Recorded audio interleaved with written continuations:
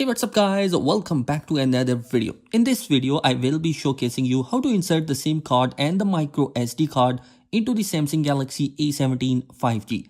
First we will need a SIM ejector tool which you can get in the retail box. After that, hold the Galaxy A17 5G like this. On the left side you will see the SIM tray outline and a hole.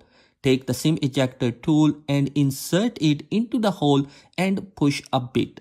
SIM tray will pop up. You gently need to pull it out.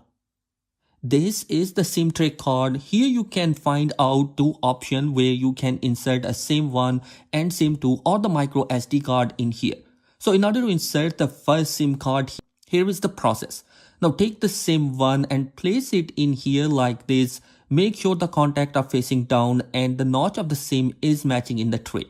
Now to insert the second SIM card or the micro SD card in the second slot, take the micro SD card first. Place it in here in such a way that the contacts are facing down and the notch are matching the tray.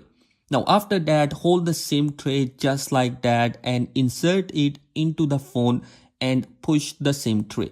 Now the SD card and SIM are inserted. Now in order to insert the second SIM card, remove the SD card first.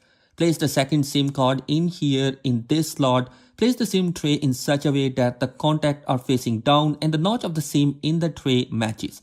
Once you are ready, hold the SIM tray like this and insert it into the phone carefully.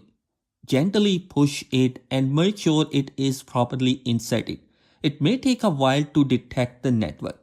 Now, once the network is detected, it will be redirected you to the SIM card manager page. Here you can set it the default SIM preference for call, messages and mobile data. So guys, that is it in this particular video. I hope this video has helped you out in some way. Do consider subscribing my channel because some amazing content is planned for this year. Thanks for watching. Be sure to subscribe. Peace.